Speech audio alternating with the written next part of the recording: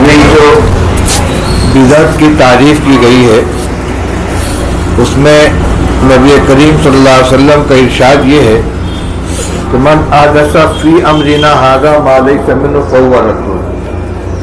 ہمارے دین کے اندر کوئی شخص نئی چیز پیدا کرے گا تو وہ رد ہو جائے گی۔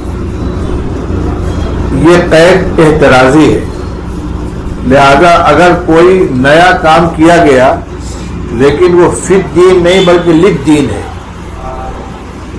تو اس کو بدعت نہیں کہا جائے گا، اور اس کی بے شمار مثالیں ہیں۔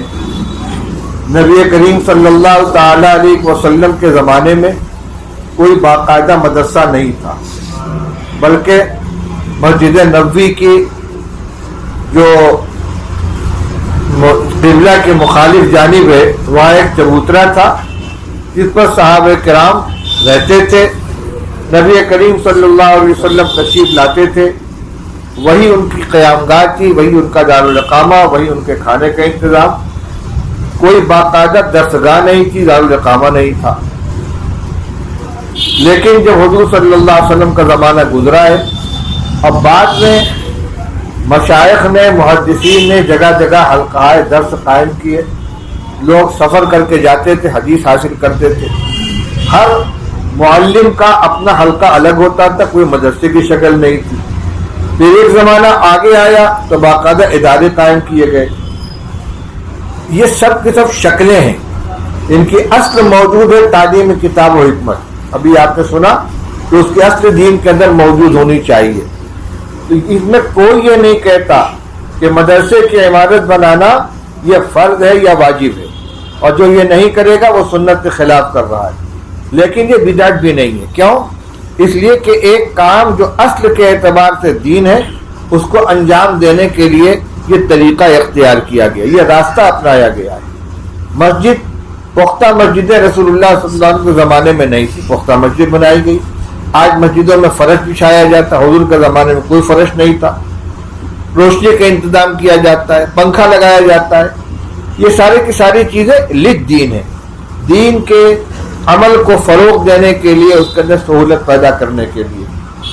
یہ بات اس لیے کہہ رہا ہوں کہ جب مبتدئین کے سامنے یہ روایت پیش کی جاتی ہے کہ دین میں کوئی نیا کام بڑھاؤ گے تو وہ بدعت ہو جائے گی، تم میلاد کرتے ہو، فاتحہ کرتے ہو، تیجا چالیسواں کرتے ہو، اور جو اس کو نہ کرے تم اس کو وہابی کہتے ہو، تو کہتے تم نے مدرسہ قائم کی تو بدعت ہے۔ حضور کے زمانے میں کہا تھا مسجد پختہ بناتی تو بدعت ہے۔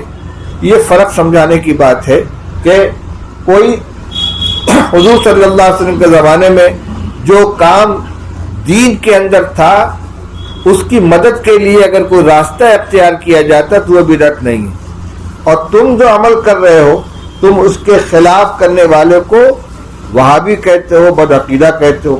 علامہ انور شاہ کشمیری رحمۃ اللہ علیہ نے بہت اچھی بات فرمائی ہے کہ ایک رسم اور ایک بدعت۔ شادی کے اندر جتنے کام کیے جاتے ہیں وہ سب رسومات میں آتے ہیں، اور غمی کے موقع پر جتنے کام کیے جاتے ہیں وہ سب بدعات کے اندر آتے ہیں۔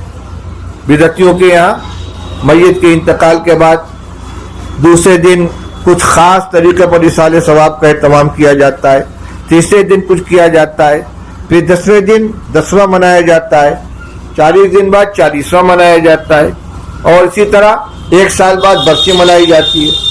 اور یہ ان کا امتیاز ہے، اگر کوئی نہیں کرے گا تو وہ وہابی کہلائے گا، بدعقیدہ کہلائے گا، گویا اس کو دین کا حکم سمجھ رہے ہیں، اس لیے ان کو بدعات کہا جائے گا۔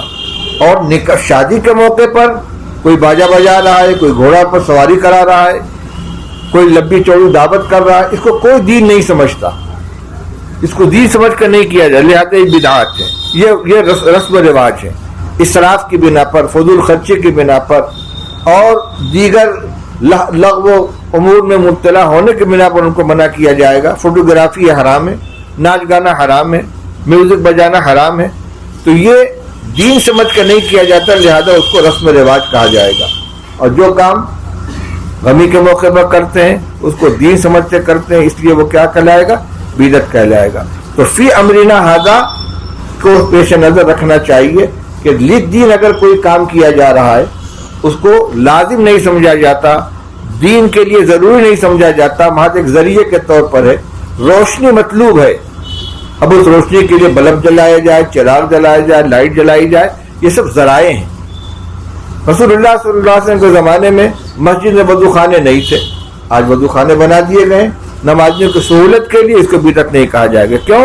یہ نماز کی مدد کے واسطے ہیں، تو اس کا فرق رہنا چاہیے۔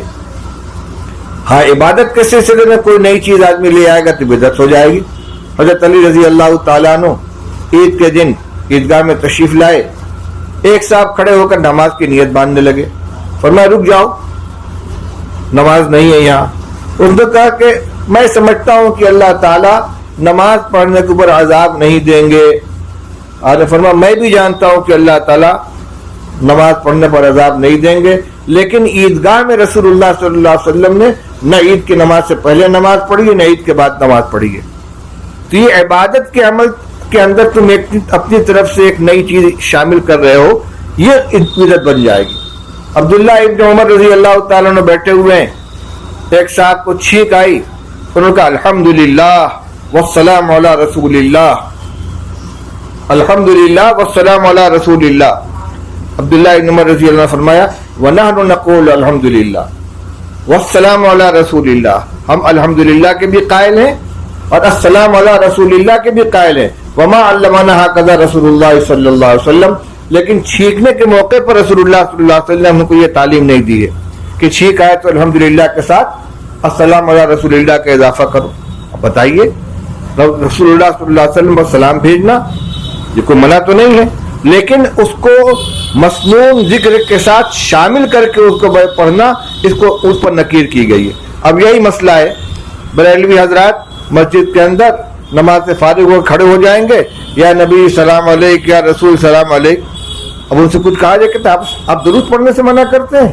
ہم درود پڑھنے سے منع نہیں کرتے، بے محل پڑھنے سے منع کرتے ہیں۔ بھائی 4 رکعت والی نماز ہے، التحیات پڑھ کے کھڑے ہو جاتے ہیں، درود شریف پڑھتے ہیں؟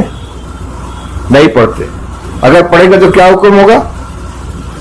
سجدہ سہو کرنا پڑے گا۔ کہ کون سا گناہ کر لیا ہم نے، درود پڑھ رہے تو سجدہ سہو کیوں لازم ہو گیا؟ درود پڑھنا غلط نہیں ہے، بے موقع پڑھنا غلط ہے۔ تو دین کا کوئی کام بے موقع اگر ہوگا، جس موقع پر شریعت نے اجازت دی ہے یا حکم دیا اس سے الگ ہٹ کر اور اس کو دین سمجھ کے کیا جائے گا، یہ بدعت ہو جائے گی۔ تو یہ نزاکت ذہن کے اندر رہنی چاہیے، اور خاص طور سے آپ علماء کرام کو، کیونکہ جو اہل بدعات ہوتے ہیں وہ اس طرح کی چیزوں سے جھانسا دیتے ہیں۔ تو آپ للدین اور فی الدین کا فرق کو سامنے رکھیں، اور پھر یہ کہ کون سا کام دین سمجھ کے کیا جا رہا ہے، کون سا کام سہولت اور آسانی کے لیے کیا جا رہا ہے۔